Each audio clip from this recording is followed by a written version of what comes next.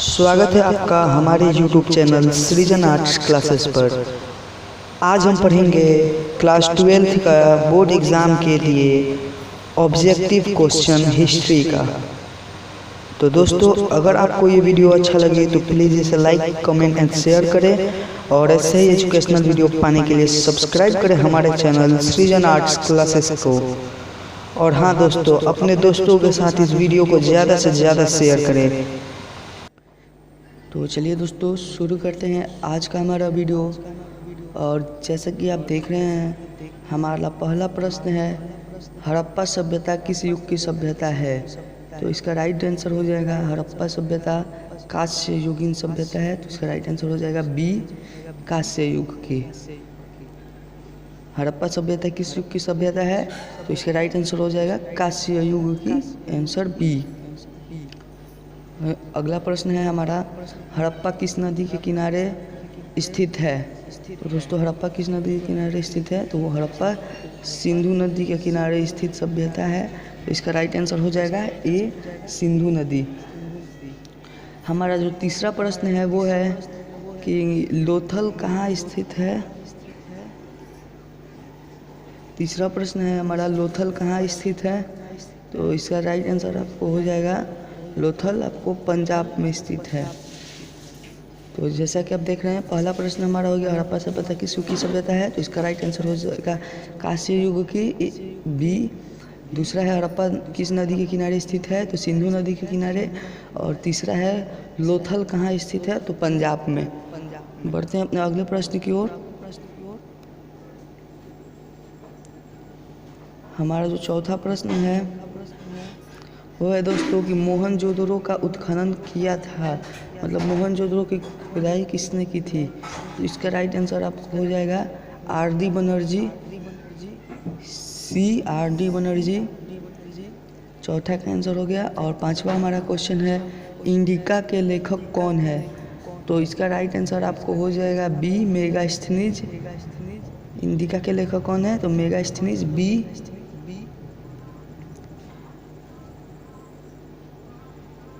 इसका right answer क्या हो जाएगा? बी, मेगास्थनीज।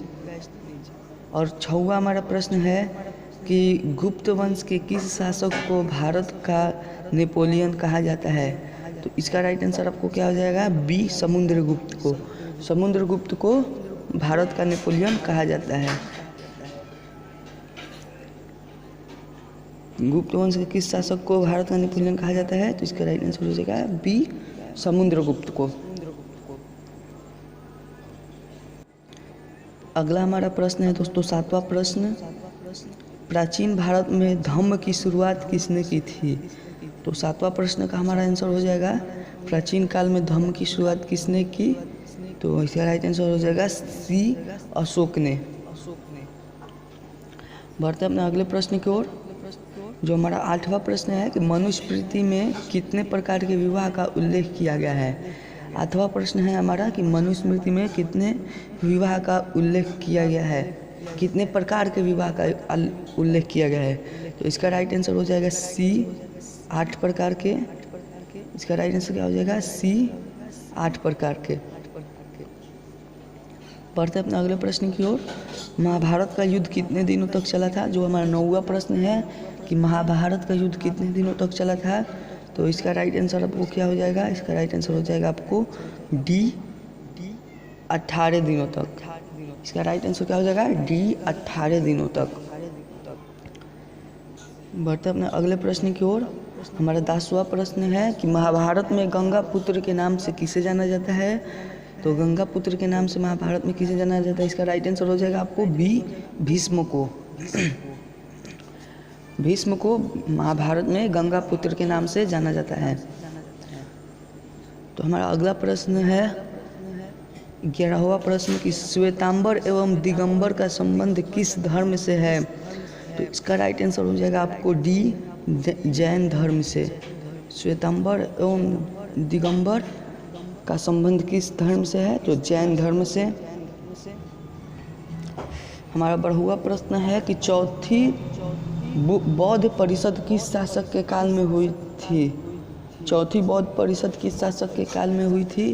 तो इसका राइट आंसर आपको हो जाएगा इसका राइट आंसर आपको क्या हो जाएगा, डी कनिष्क के काल में। तो चौथी बौद्ध परिषद किस काल में हुई थी, तो कनिष्क के शासनकाल में। हमारा 13वां प्रश्न है, दिन इलाही संबंधित है। तो दोस्तों दिन इलाही किससे संबंधित है, तो इसका राइट आंसर आपको क्या हो जाएगा, सी अकबर से। दिन इलाही किससे संबंधित है, तो अकबर से, सी। हमारा 14वां प्रश्न है कि भारत का अंतिम मुगल शासक कौन था। तो भारत का अंतिम मुगल शासक कौन था, भारत का अंतिम मुगल शासक बहादुर शाह जफर, डी। यानी 14वां का आंसर क्या हो जाएगा आपको, डी बहादुर शाह जफर। और 15वां हमारा प्रश्न है, जजिया किससे लिया जाता था। 15वां प्रश्न क्या है हमारा दोस्तों, जजिया किससे लिया जाता है। तो इसका राइट आंसर आपको क्या हो जाएगा, बी बुद्धिजीवियों से। हमारा 16वां प्रश्न है, किताब उर रहल्ला में किसका यात्रा वृत्तांत मिलता है। जो किताब है, किताब उर रहल्ला में किसका यात्रा वृत्तांत मिलता है। तो इसका राइट आंसर आपको क्या हो जाएगा, 16वें प्रश्न का हमारा, इसका राइट आंसर आपको हो जाएगा इब्न बतूता, सी इब्न बतूता का। हमारा 17वां प्रश्न है, तंबाकू का सेवन सर्वप्रथम किस मुगल सम्राट ने किया था। तो इसका राइट आंसर क्या हो जाएगा, तंबाकू का सेवन सर्वप्रथम अकबर ने किया था। इसका राइट आंसर क्या हो जाएगा, डी अकबर। दोस्तों हमारा 18वां प्रश्न है, अल-बरूनी किसके साथ भारत आया। तो अल-बरूनी किसके साथ भारत आया, तो अल-बरूनी गजनी के साथ भारत आया था। तो इसका राइट आंसर क्या हो जाएगा, सी गजनी। 19वां प्रश्न है, प्रसिद्ध विरूपाक्ष मंदिर कहाँ स्थित है। तो इसका राइट आंसर आपको हो जाएगा हम्पी में। विरूपाक्ष मंदिर कहाँ स्थित है, तो हम्पी में। बढ़ते हैं हमारे अगले प्रश्न की ओर। जो 20वां प्रश्न है, आयंगर व्यवस्था संबंधित थी। आयंगर व्यवस्था किससे संबंधित थी दोस्तों, तो इसका राइट आंसर हो जाएगा विजयनगर साम्राज्य से। इसका राइट आंसर बी विजयनगर साम्राज्य से।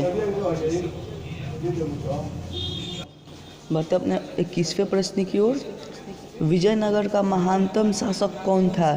तो इसका राइट आंसर आपको क्या हो जाएगा दोस्तों, 21वां प्रश्न का हमारा, विजयनगर का महानतम शासक कौन था। तो इसका राइट आंसर आपको हो जाएगा बी कृष्णदेव राय।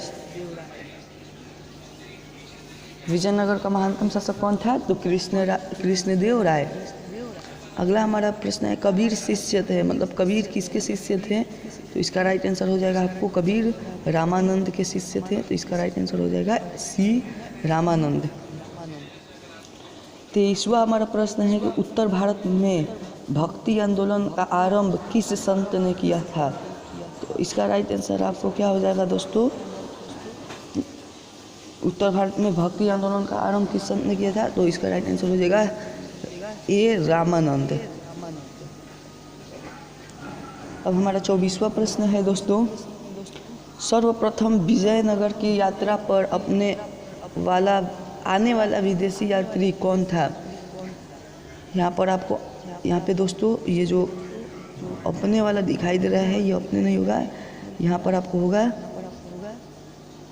आने वाला, ठीक है। यहाँ पर आने वाला होगा, सर्वप्रथम विजयनगर की यात्रा पर आने वाला विदेशी यात्री कौन था। तो इसका राइट आंसर आपको हो जाएगा ए निकोलो कोंटी। 24वां का आंसर हो जाएगा ए निकोलो कोंटी। 25वां हमारा प्रश्न है दोस्तों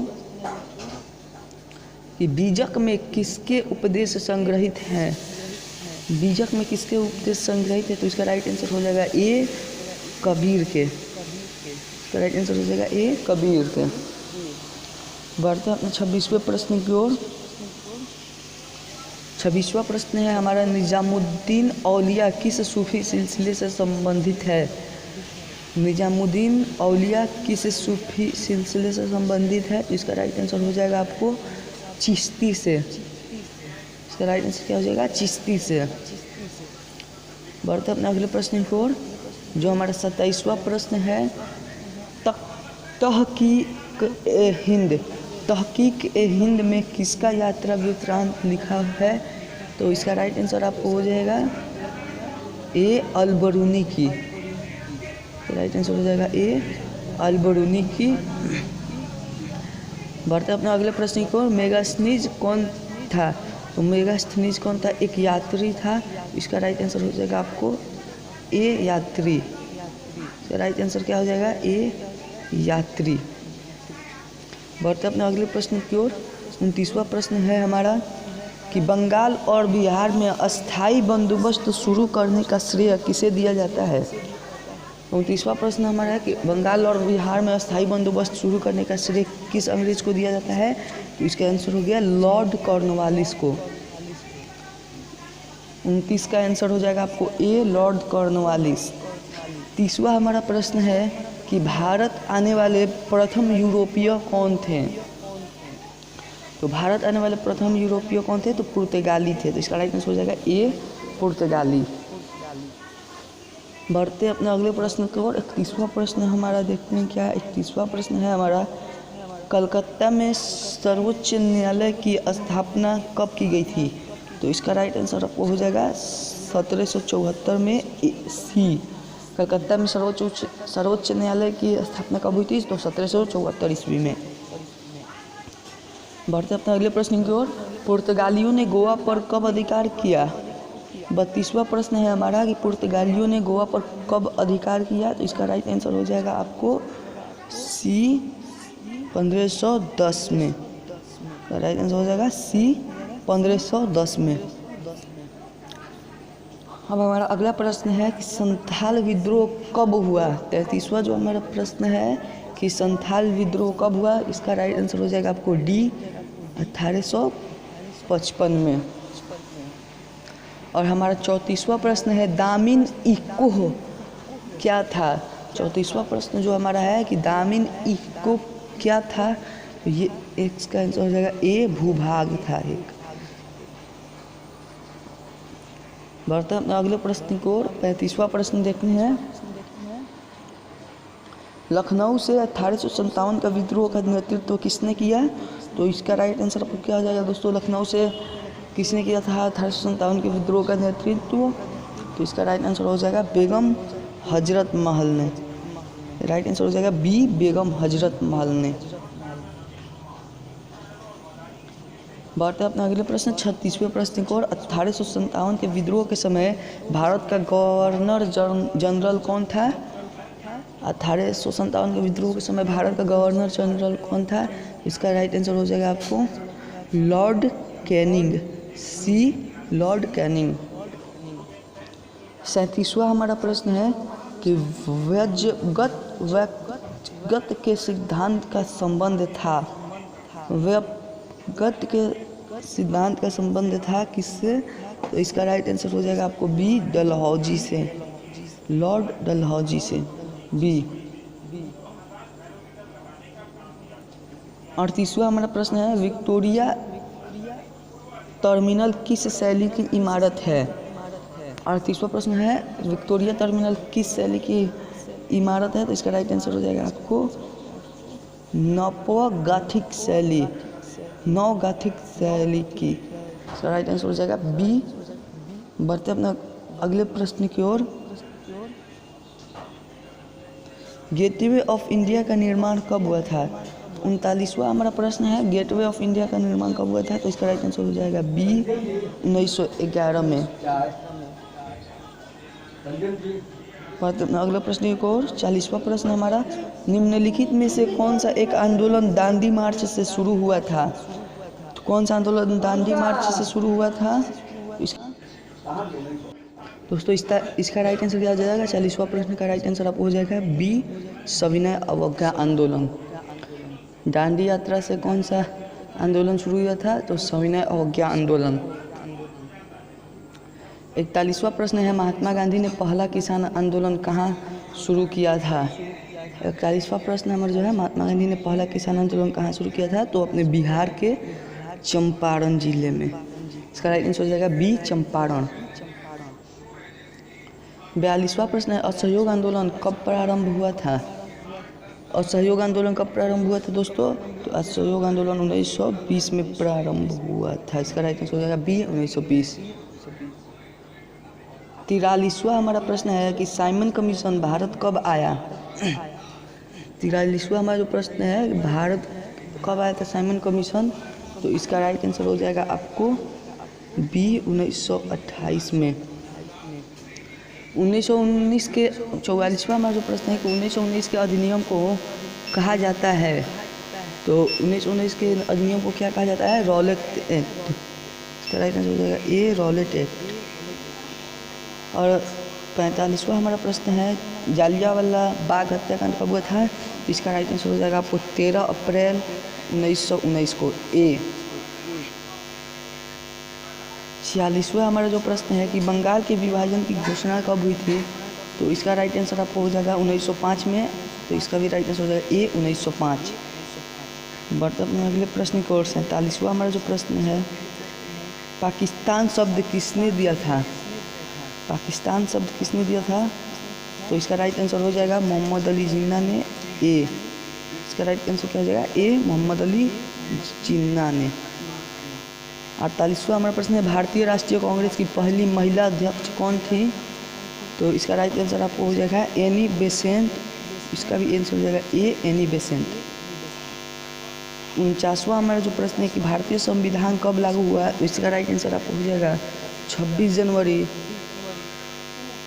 1950 को। 26 जनवरी 1950 को। यहाँ पर मिसप्रिंटिंग से 2 दे दिया है, तो आप याद कर लीजिएगा 26 जनवरी 1950। यहाँ पर कुछ और रहेगा, बट 26 जनवरी 1950 दिया है, तो यही होगा 26 जनवरी 1950 को लागू हुआ था। आखिरी हमारा जो प्रश्न है, स्वतंत्र भारत के प्रथम राष्ट्रपति कौन थे? तो इसका राइट आंसर हो जाएगा आपको सी राजेंद्र प्रसाद। इसका राइट आंसर क्या हो जाएगा? सी राजेंद्र प्रसाद, जो हमारे बिहार के सिवान जिला के थे। तो दोस्तों, अगर आपको हमारा वीडियो पसंद आया हो तो प्लीज़ इसे लाइक कमेंट एंड शेयर करें, और ऐसे ही एजुकेशनल वीडियो पाने के लिए सब्सक्राइब करें हमारे चैनल को, सृजन आर्ट्स क्लासेस को, और बेल आइकन को भी दबा दें। थैंक यू दोस्तों, आज के वीडियो में बस इतना ही।